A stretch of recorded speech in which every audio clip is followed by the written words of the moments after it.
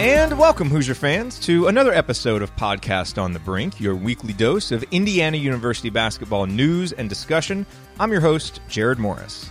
Podcast on the Brink is a joint production of the Assembly Call and Inside the Hall. For complete coverage of IU basketball, visit assemblycall.com and insidethehall.com.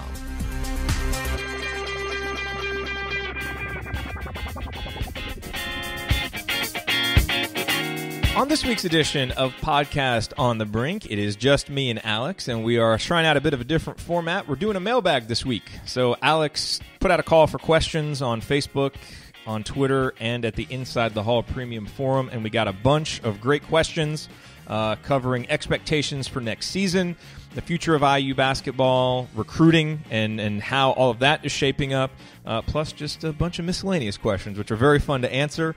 And we roll through those here on a longer than normal episode of Podcast on the Brink, but certainly a fun one. And we answer those questions coming up this week on Podcast on the Brink.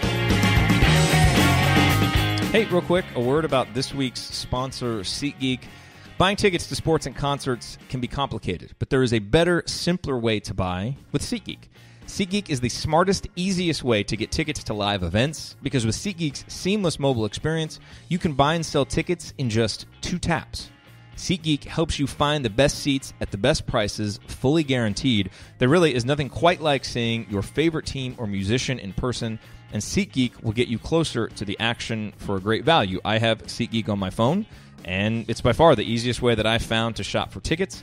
I can be anywhere, and like I just mentioned, with just a few taps, I can instantly find seats to anything that I want to go to. I actually used SeatGeek to buy tickets earlier this year to see Yogi play here in Dallas. I bought my wife concert tickets for the summer. So SeatGeek is designed to make your ticket buying experience easier than ever. They save you time and money by searching multiple ticket sites to compare prices and find amazing deals. Now, here's how to get an even better deal, which is Podcast on the Brink listeners get $20 off of your first SeatGeek purchase. Download the SeatGeek app, enter the promo code BRINK, B-R-I-N-K today, and you'll get $20 back from SeatGeek. That's promo code BRINK, B-R-I-N-K. And now, on with this week's episode of Podcast on the Brink.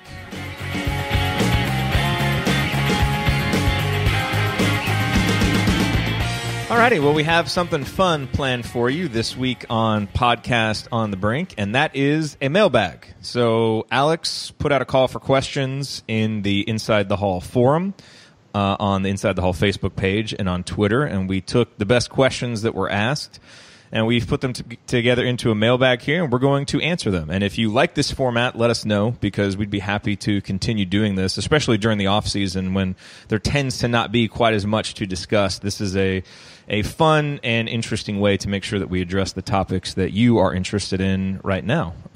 So with that said, Alex, are you ready to answer some questions?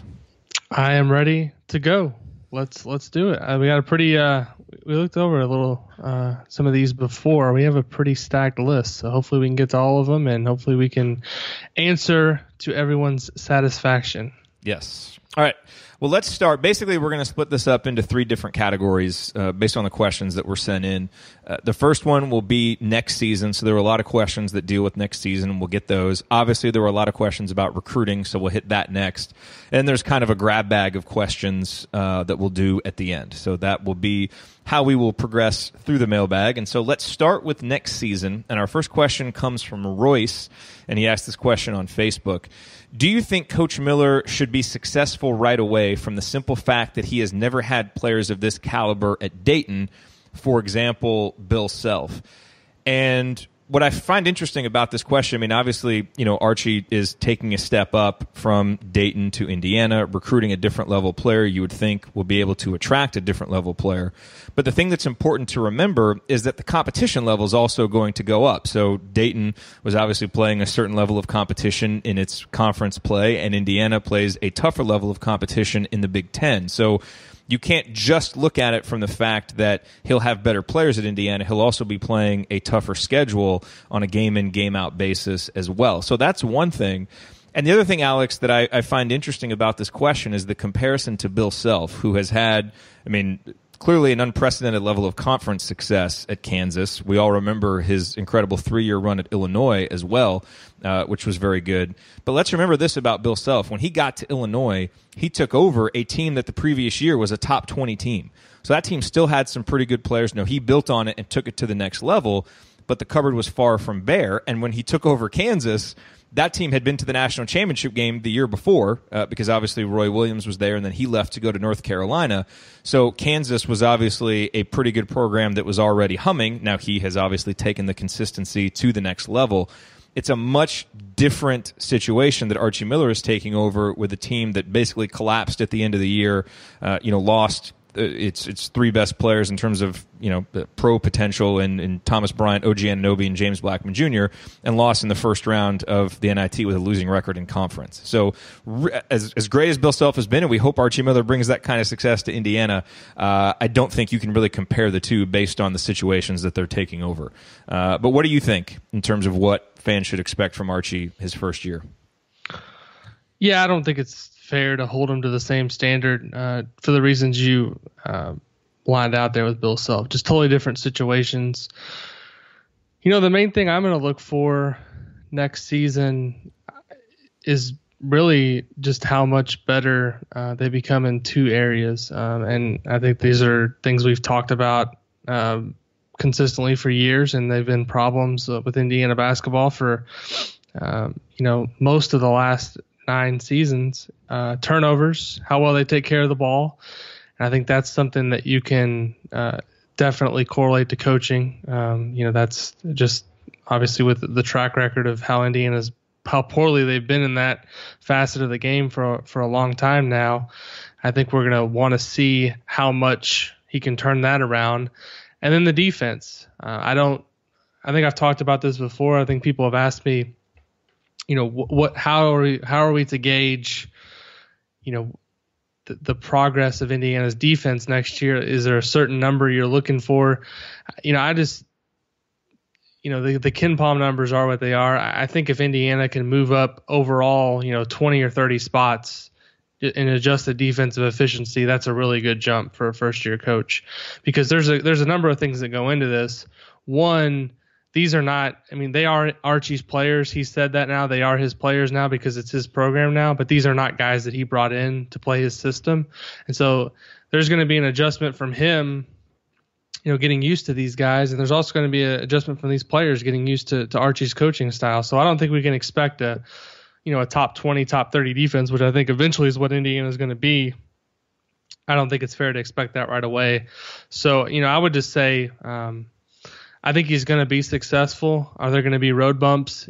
Are things that happen that people are going to say, wow, that's something they really need to work on? Absolutely.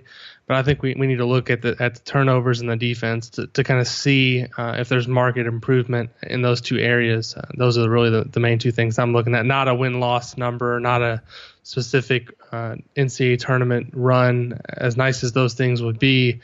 I just think when you're taking over a new situation and you've lost 3 guys to early entry in the NBA, while there is some talent returning, there is, a lot that's going to have to happen for Indiana to be really good next year. I think they're going to be a good team, but not great. Yep, agreed. Thank you for the question, Royce. Appreciate it. Our next question comes from the Inside the Hall forum from Glory Days IU. And by the way, there's a good time to mention, sign up for the Inside the Hall forum if you haven't. Forum.insidethehall.com is the address. It's a paid forum, but it is the absolute best IU basketball discussion that you will find anywhere.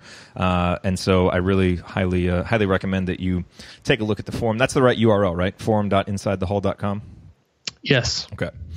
So here's the question from Glory Days IU, and we got a number of really good questions from forum members. So he asks, other than the obvious schedule differences, how do you think early starts to the Big Ten tourney and regular season will impact IU and the conference overall? And then this was added later by somebody else. And will the early Big Ten tournament help or hurt the teams in the Big Dance? So just to reset, if you don't know that this is going to happen, a couple big schedule changes this year. The Big Ten tournament will be a week earlier, meaning there will be that entire week then between the Big Ten tournament and when the NCAA tournament starts, when no Big Ten teams will be playing. So that's one important change. change. And because of that, it necessitated the Big Ten schedule starting earlier. So Indiana will actually have 2 Big Ten games nestled. I think it's the second or third week in December. Alex, you can confirm that. But basically, first weekend in December. First weekend in December. So there are non-conference games, obviously, before that and after that. So it's going to be a bit odd this year in terms of the scheduling. Alex, what do you think? How will that affect just all the different Big Ten teams? Yeah, I think what you're going to see is coaches at this point of the season embrace it because it's the reality of what the situation is. I think the long-term impact could be negative on the league and in terms of its NCAA tournament performance, and I'll tell you why. The week off, the layoff, to me, does not come at a great time.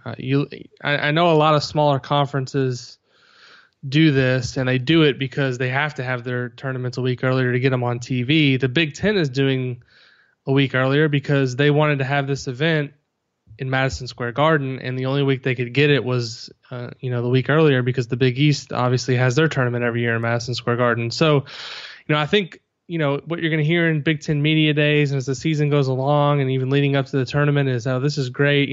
We're on the big stage. We're happy to be in Madison Square Garden. But if you see a couple of Big Ten teams get popped in the first game of the NCAA tournament and somebody asks them in the press conference afterwards, what do you think the biggest thing is? I can foresee a couple maybe players or coaches mentioning the extended break from playing because you could have a team hypothetically lose on Thursday of the Big Ten tournament and then not play for 2 full weeks. Is that right? If the NCAA tournament opens on a Thursday.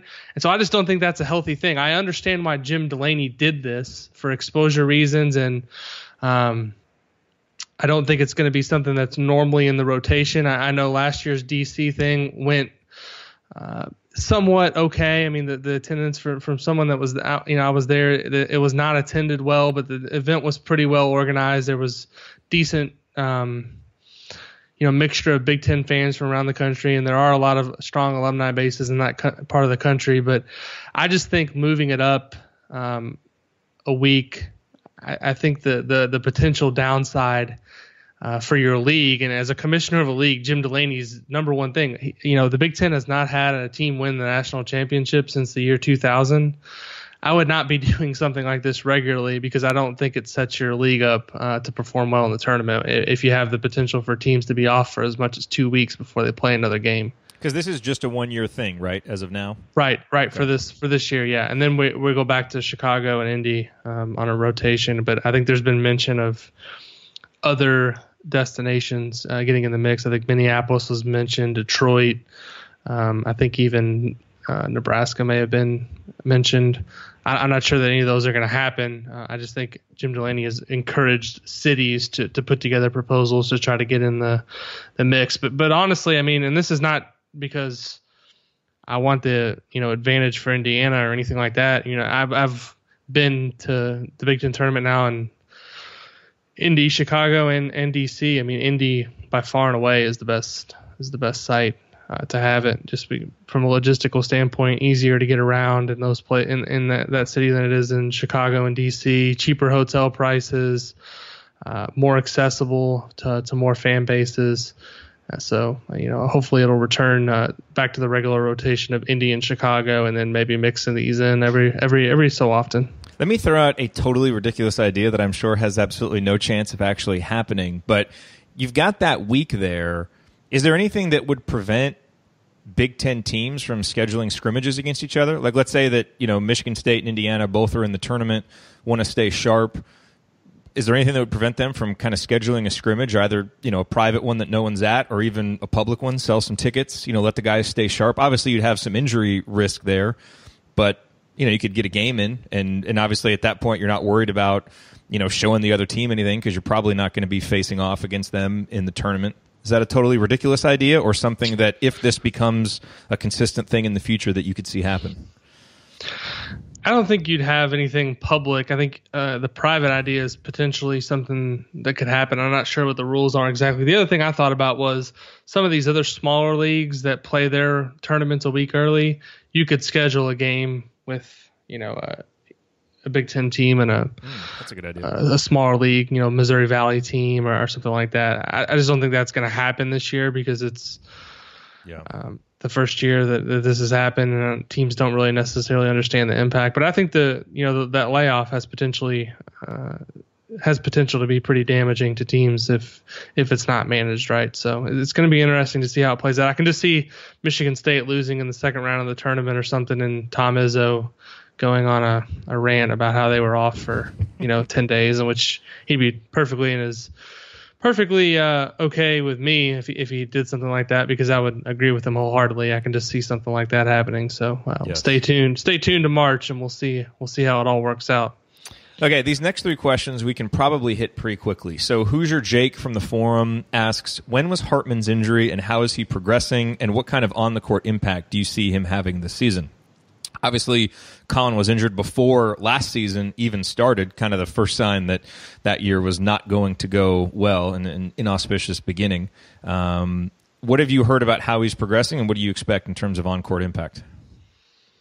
Well, the latest update we had was the last day of May or early June when we talked to Archie at Huber Winery. Everything seems to be going pretty well with Hartman. He's expected to be ready to start next season.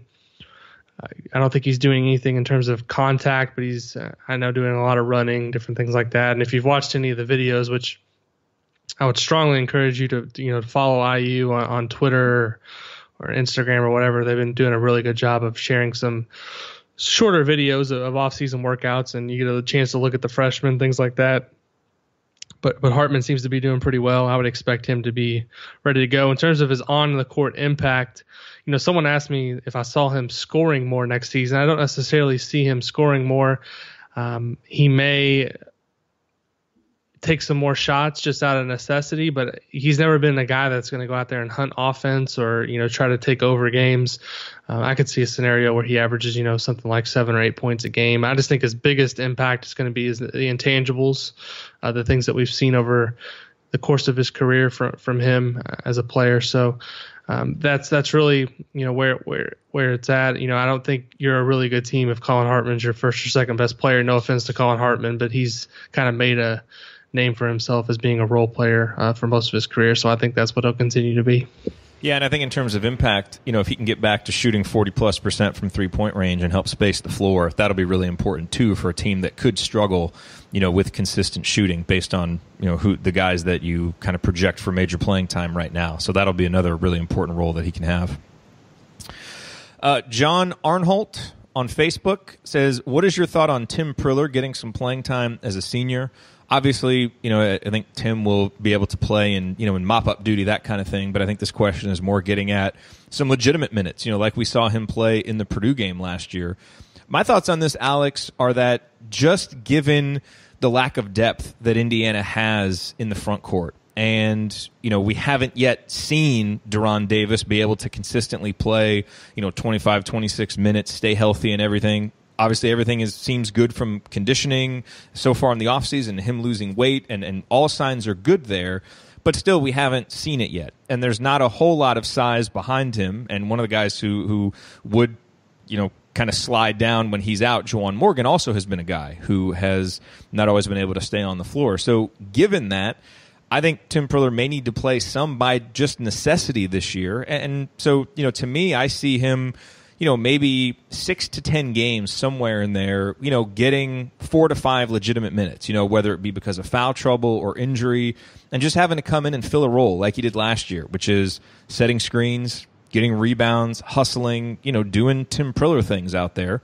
So I actually think there's a decent chance that he gets some playing time like that. Nothing significant and nothing consistent, but just in some of those games where things go haywire and you need just someone with some size to come in, who can set screens and give you some fouls. And I think he showed enough last year that he can do that without it being a punchline. Like, he was actually successful in doing that at the end of last season, I think to everybody's pleasant surprise.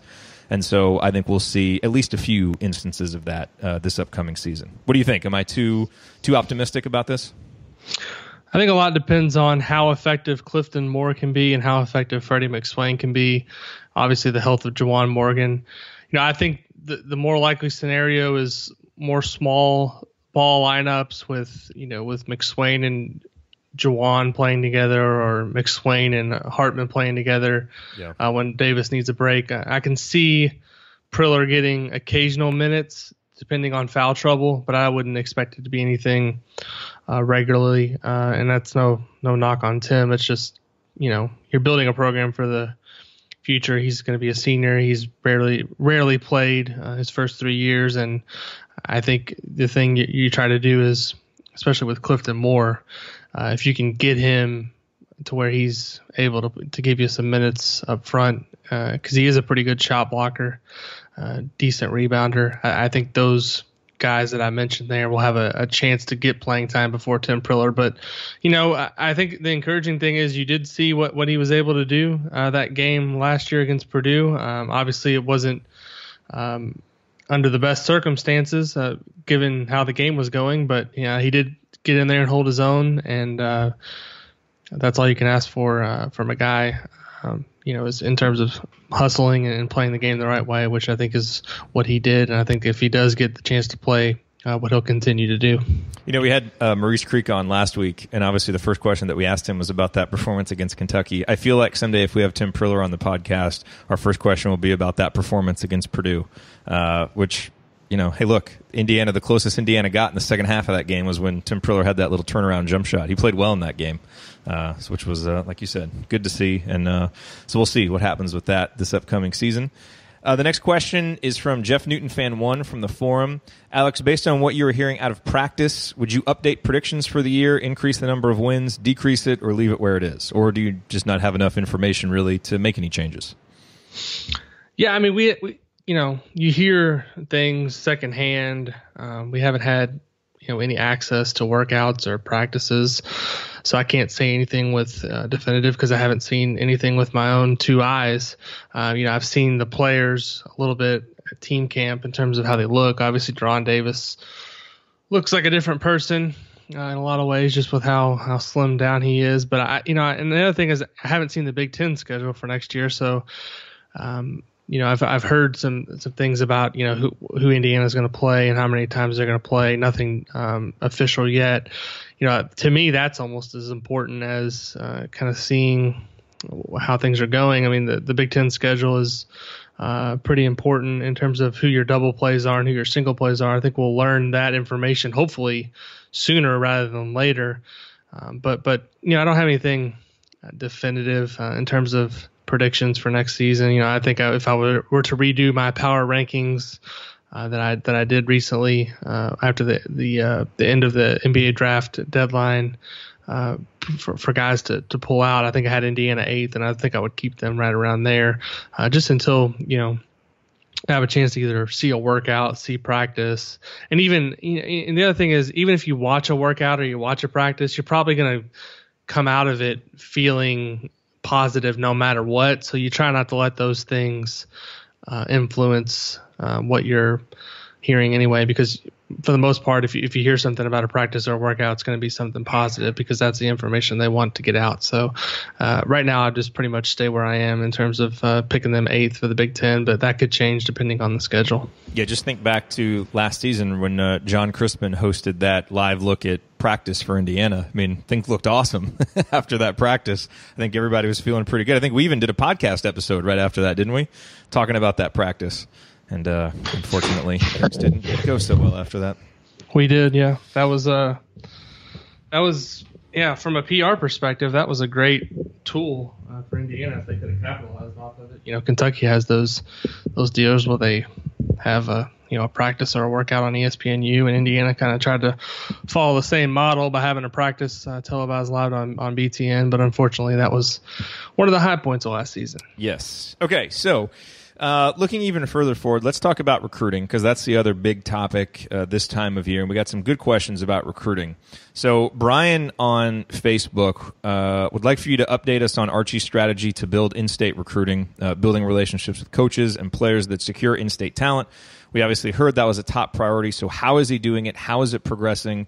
And will Romeo and his decision be an indication of his effectiveness? I'll take the last part of this question first, which is that, and look, this may sound like I'm trying to, make an excuse in advance for Archie, but I think if Romeo says yes and decides to come to Indiana, then I think it's a huge positive sign for Archie Miller's effectiveness in, luring top 5-star talent and doing it in state. If he's able to build that kind of relationship and ward off the caliber of programs that are coming after Romeo Langford. But if Romeo Langford says no, I don't think it really indicates anything negative, because I think Archie is starting from so far back in that recruitment that to expect Indiana to actually win that recruitment, I'm certainly not. I would be pleasantly surprised if it happened. So I really don't think you can take too much from that, except that it would be a massive head turner if Romeo Langford does say yes. But I'm not taking anything negative if he doesn't. What do you think about that, Alex, and the rest of Brian's question? I agree with you on the Romeo Langford thing. Even if Archie Miller had been the coach at Indiana for 10 years and had the program rolling at a high level, just given the circumstances of Romeo Langford's recruitment, as someone that's from Southern Indiana, I can tell you that New Albany, Indiana, there's a pretty good split of Indiana, Kentucky, and Louisville fans. Louisville's right across the river. He's got opportunities to go to not only Louisville, Kentucky, or Indiana. He's got North Carolina. He's got Duke. He's got Kansas. So all of these are great programs. All these are great choices. A lot of great programs are not going to get Romeo Langford. So I would not look at it as an indictment of Indiana and Archie Miller, whether it was right now or whether it was 5 or 10 years from now. So it's just a unique situation. Now, if it was a player that was quote unquote right in the backyard, or somebody that maybe wasn't as highly coveted, my answer would be different. But that's it's really for Southern Indiana, once in a lifetime type of talent in Romeo Langford. So it's really hard to draw any definitive conclusions. As far as the building relationships, I think we saw with the team camp what they're going to try to do. I mean, they brought in tons of programs from around the state for that. They had chances to talk to those coaches, have them in their facilities, talk to parents, talk to different people at those programs. I mean, that's kind of how you start to build relationships. That's something that Tom Crean didn't do in terms of the team camp. I'm not comparing it to what he did and not saying what he did was right or wrong. I'm just saying this is something different. So I think it's a method that he's using, and all the feedback that I've heard from different coaches and different high school teams has been very positive. So I think they're embracing the programs around the state with open arms, and we'll see how it goes. But I think it's well on the way. There's not really benchmarks for success that you look for though in something like that. I mean, you can't know what every high school coach is thinking, but I do know that it's been made clear to them that they are welcome at IU, and I think the attendance kind of on the short time it was put together for the team camp, some of the really good programs from around the state did make it a priority to come there. So I think that's kind of an indication that it's being well received to this point. Thank you for that question, Brian. Now we go to McRed24 from the forum. And Alex, one of the great features that you do at Inside the Hall is the recruiting board. And if folks go to InsideTheHall.com, you can find all the recruiting content right up there in the navigation bar. And McRed's question, Alex, is when you update the recruiting boards, do you consider the impact that positioning might have on potential recruits, or is there absolutely no impact? And when you rank that board, are you putting those in any type of order, like likelihood to commit, or how long Indiana has been recruiting them? What's the method there to when you update those? I try to do it by a mixture of what I feel the program's interest is in the player and what the player's interest is in the program. So it's not obviously an exact science. There's no way of knowing kind of without having the coaching staff say for sure these are the guys we want, which is not going to happen. There's no way of knowing who the top priority is at any given time. But just based on who they watch in different evaluation periods, who visits. If a kid visits, takes an official visit, if they're on campus, like Darius Baisley was recently, Jerome Hunter, Robert Finney, those are guys. Race Thompson, they've visited. So that to me indicates that they're serious about Indiana. Now that's not to say the kid that hasn't visited isn't serious, but you're not going to see a commitment from a kid usually who has not been on campus. So that's one thing that I really take into consideration. In terms of the impact it has on recruits, I don't think it has any impact because I don't think a kid is ever going to base his decision on where he's going to go to college, on where he's slotted in on a recruiting board on a website. If it was that easy, wouldn't we just put all 5 stars at the top? Yeah, get Romeo up to number 1, Alex. Exactly. So I'm just trying to rank them just based on my what I know, and also a lot of just information gathering in terms of a combination of who I feel is most interested in the program and vice versa. From Swish on the forum, of the players Archie is recruiting for next year, besides Romeo, who in your opinion would be a great fit for what Indiana needs? And I'll skim the most obvious answer right off the top, which is that Indiana clearly needs a point guard for next year and for the future. You've heard Darius Garland as a name that has been linked to Indiana for a while, 5-star point guard, one of the best players in this class. Obviously, he's also being recruited by Duke and by Vanderbilt. But Indiana seems like they might have a shot there. He would seem to me to be the best fit in terms of what Indiana needs. And then you've got other names like David Duke, and then of course Robert Finney from Indiana. But I think it's quite clear that Indiana needs to get a point guard, and if they can get one of those top level guys for next year, that would be the ideal, because that's the kind of guy now that Archie can start building with as he starts to build up the program and his vision at Indiana. If not, obviously, then they need to get one in 2019. But I think getting a point guard to build around next year seems to me like the top priority, in addition to just filling those scholarships with as much talent as possible. But there's got to be someone to run the show. We saw how big of a hole that can be when Indiana didn't have a point guard last year. So that seems to me like the top need that Indiana has, and some names that could fill that need. Anybody else? Any other names for the point guard position? And then who else do you think would be a particularly great fit that Indiana's looking at? Those are the names right now, at least for point guard, that you mentioned, that I think that are most likely or are most mentioned to this point. In terms of other things, one thing I think, obviously there's a lot of questions like, why isn't Indiana going after a big man in 2018? Just go look at some of the rankings, and you'll see that the 2018 class nationally is pretty bare in terms of big guys. So I don't know that it's necessarily likely that Indiana's going to land an impact big guy. I think one thing they can do is get some forwards that can rebound. Maybe an undersized guy like a Race Thompson has a bigger impact around the basket than you think, because he is a pretty good rebounder, even though he's not a center. So I think they do need a couple of guys that can carve out space and score around the basket, regardless of whether or not they're a center. I think another thing they need is a shooter. They kind of went for one in Cole Swider. Obviously, that situation didn't work out, but if they can get a wing, a bigger guy that can just, consistently knock down 3-point shots, I think that would be another key thing that they need. Because you look at this year's roster, I think they're going to be decent in that regard, but they did lose a lot in terms of James Blackman being gone, and then Yogi from the year before. Not the same caliber of shooting on this roster than what they've had in previous seasons. So I think that's another thing that really needs to be a focus. But I agree with you 100%. Point guard has to be at the top of the list. Banner Up Get 6 on Facebook. Recruiting-wise, how does Archie sell IU to highly ranked recruits over the other Blue Bloods? What is his pitch, and what is kind of the differentiating factor that Indiana's looking at to separate itself from those other blue blood schools? Yeah, I'm not sure exactly how to answer that question. Do you have any thoughts on that, Jerod? It's a tough one. I think that time will tell. Obviously, you're going to be selling the tradition of Indiana and the national championships in the history, but a lot of the other blue bloods have that, so that's not necessarily a differentiator. I think, what Archie obviously will be selling as he moves forward is his style.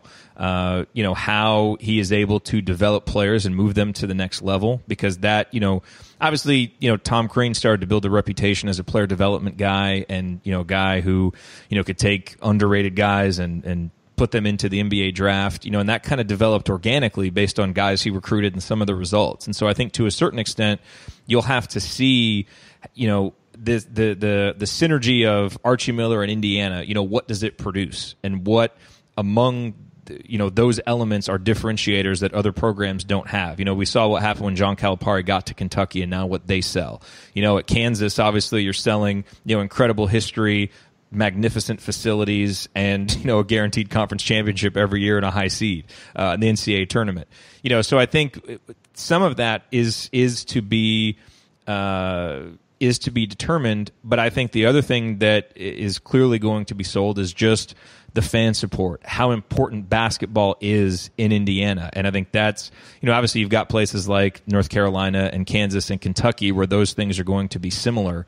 But I think some combination of all of that, plus, whatever special sauce Archie Miller has that he incorporates into the program, that's what's going to ultimately be your differentiator. But it probably is a little bit too early to tell exactly what that will be. Yeah, the other thing, and it's already come up in a conversation that I had with a high school coach of a recruit that visited, is, at least for the immediate future, these first couple classes, playing time is a big thing, because they have spots to fill. They have a lot of guys that are going to be moving on, especially after this first season. And I've already had that brought up to me. There's an opportunity to come in and play right away. So if the other things in terms of how a recruit looks at the school, the academics, the environment, the atmosphere of the game, things like that are kind of up there at the top of the list. And you throw in the fact that they're going to have a lot of minutes to offer early on, and you're not coming into a situation that's a total rebuild. You're coming into a situation that's going to have a chance to be competitive and make the NCAA tournament like right away. I think that's another thing that can help differentiate them, at least in the early years. But we're going to have to see how it evolves over time. I think how they recruit now compared to 5 years from now is going to be different when we look back and have this conversation. But it's an interesting question, but it's one that I don't think we have a clear-cut answer to at this point. Yeah, but no, I think you make a great point. I mean, playing time and being part of those early classes that build the Archie Miller foundation, I think those are interesting selling points, and probably are differentiators from some of the other blue bloods that are up and running, so to speak. So those are really good points. Last question about recruiting. Evan Deal on Facebook wants to know, what are the odds that IU lands our various top recruiting prospects, guys like Langford, Finney, Garland, those guys? Are you comfortable, kind of placing any odds? Or, I mean, obviously you have your recruiting board, so as you just explained, that kind of gives an indication for what you think is most likely in terms of interest level in the player and Indiana's interest level. And so I think people can get a gauge for how you're feeling just by looking at the recruiting board. But is there anybody in particular, that you'd feel comfortable handicapping that you feel especially good or not good about? I think Finney is one that if Indiana pursues him diligently, as this thing continues to roll along, that I would feel pretty good about. Langford is obviously a wild card because you don't know exactly what all is going to go into his decision, and he doesn't say a whole lot publicly, and I don't think he's going to decide until the spring anyway, so that one's got a long way to go. But making predictions in recruiting is not a great thing, smart strategy to do from my perspective, because if I say that I think that a kid's going to come to a certain school and he doesn't, then all the fans are mad at me, and then if I don't think a kid's coming and then he does, it's that I'm not plugged in enough, or I don't know what I'm talking about. So usually I just try to give you the best information I can on the situation. The fact that Race Thompson made an official visit, I think, is a positive thing for Indiana. Obviously, I mentioned Finney. We'll see how some of these other guys develop.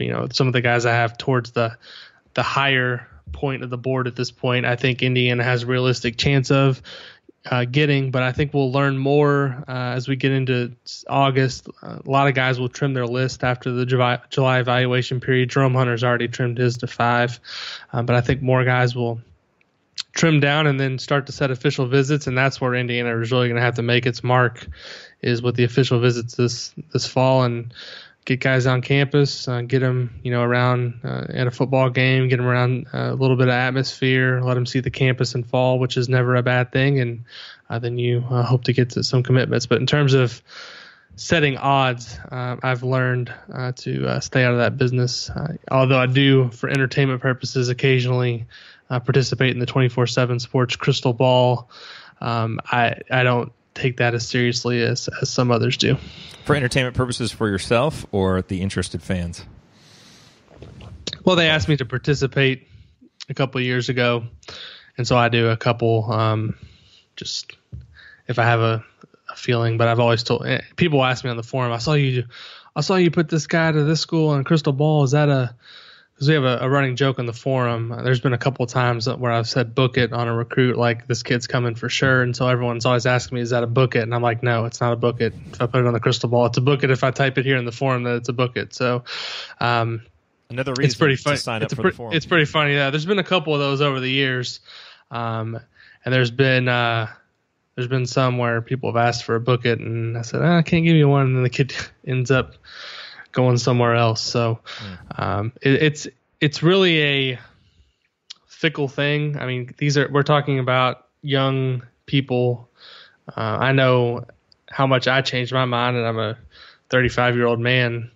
So that these young people have a lot of people in their ears. They have different things that they're looking at, and it's just really tough to predict what any kid's going to do. So I can tell you what I think, but it's really not a prediction.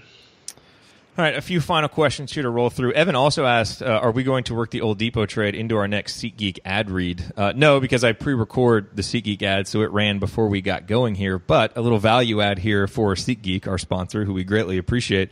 Obviously, Victor Oladipo was traded to the Indiana Pacers, and it'll be interesting to see. I mean, obviously, they lose Paul George, and the Pacers are unlikely to be as competitive next year. But I really got the sense just from watching the reaction to the trade that a lot of Pacers fans are excited to have. I mean, a lot of Pacers fans who double as Indiana fans are excited to have Victor back in Indiana, and maybe view his potential a little bit with crimson-colored glasses. But look, he's still a very good NBA player, even if he hasn't developed into the superstar that you might expect from the number 2 pick. But I think it'll be interesting to see how he does, away from a ball-dominant guy like Russell Westbrook. Is he able to find a bit more of a groove? He obviously has a comfort level in Indiana, and we saw how Pacers fans turned out for his first game in Indiana as a professional several years back. I mean, it was huge and a standing ovation.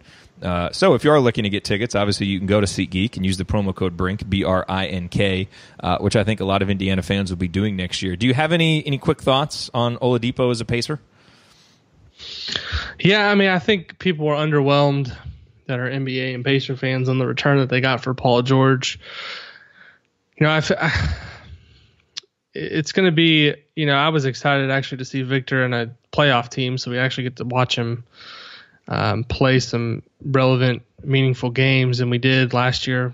5 playoff games for Oklahoma City. Now he's going back to a team that's going to be rebuilding again. So hopefully a better situation for him than the one he was in Orlando. We'll see how the Pacers rebuild around him and Miles Turner, what they can do in the future years in free agency, because they're obviously probably going to have some cap space the next couple of years. But that's for the Thunder, it's obviously a move you have to make. You get a chance to get, one of the 15, 20 best players in the league, pair him with Russell Westbrook, try to make one run next year, try to, maybe get to the conference finals and get Westbrook to commit to another long-term deal. But I think in terms of the Pacers, I think from a ticket standpoint and having a guy in the community, I think it's a really good pickup. I think some are questioning the value of having to pay Oladipo 4 years and $84 million. That's a big price for a player at his production level, but it kind of goes to show you last summer that the spending on the free agent market, and last fall was when he signed his extension, but the new cap number had not been set yet. And I think a lot of teams anticipated it being a little higher than it ended up. And so now you're seeing teams try to move away from some of those deals they signed just a year ago.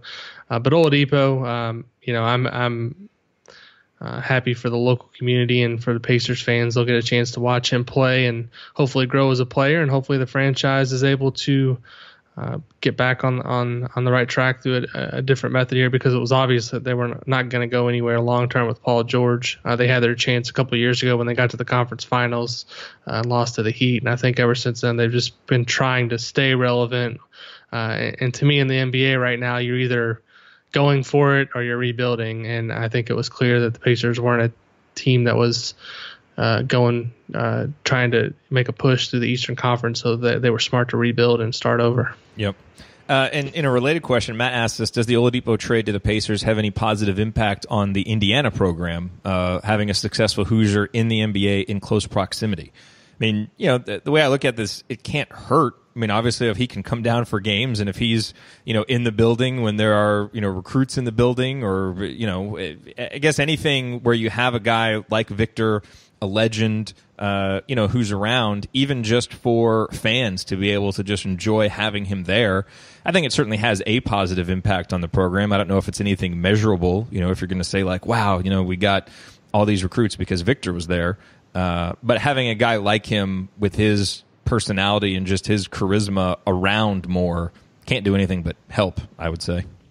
Right. I mean, if he pops in for a Tuesday night ESPN game, and say the Pacers are playing at home on a Monday and a Thursday, and he comes down on a Tuesday night and sits in the front row and is on TV and there's recruits there, I mean, that's obviously a good thing. If you were able to come down at some point and just be at a game or be in an event like Hoosier Hysteria or something like that, or an open practice, I mean, that's obviously a positive thing for the program. But I don't know that it moves the needle a lot, but like you said, it definitely can't hurt.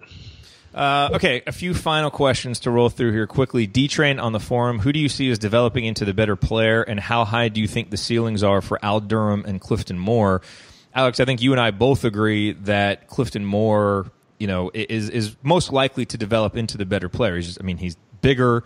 He's a better shooter at this stage. Has a lot of potential. I mean, he's a guy even Draft Express is keeping their eye on as a potential NBA level player. And I don't think anybody's doing that yet for Al.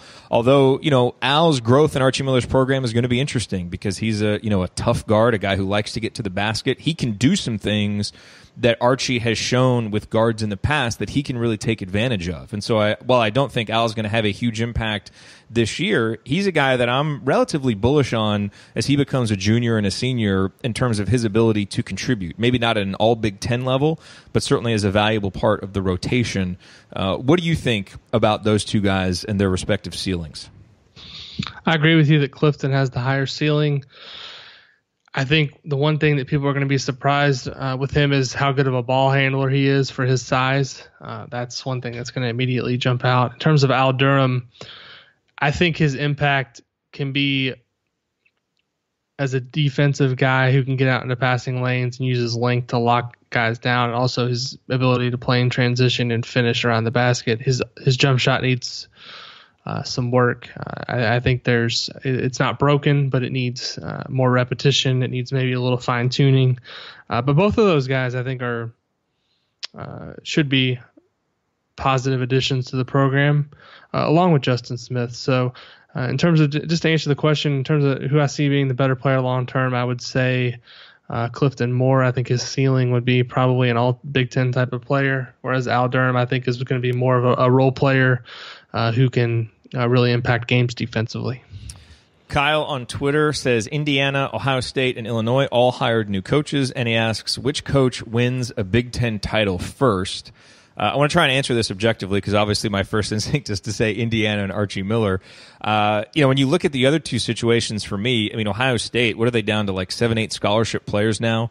They lost a couple more guys now, so Chris Holtmann really has his work cut out for him kind of rebuilding that program. Now, obviously, he has every resource he could possibly want at Ohio State, but I think he has a pretty challenging job. Not that, Illinois obviously has some holes in their program as well, and they haven't been competitive in the Big Ten for a while. But I tend to think that situation seems a little bit closer, and I think Brad Underwood is a better coach than Chris Holtmann. And so I would say Illinois is more likely than Ohio State, and then it comes down between Illinois and Indiana. And if you think I'm going to give Illinois an advantage over Indiana ever in anything, that's just not going to happen. But I think objectively, I think Indiana has better players right now. I think they're closer to competing for an upper echelon spot in the Big Ten right now. And I just think, my confidence in Archie's ability, with these next couple of recruiting classes and just, the kind of Indiana's recent history of being good, being closer than Illinois', I like Indiana's chances better. So I know it's a bit of a homer pick, but I think Indiana and Archie Miller are more likely to win the Big Ten title first of those three programs. What do you say? I agree. Indiana's in the best position right now. I think they're in the best position of the three schools in the future in terms of recruiting, who they are going to be able to recruit.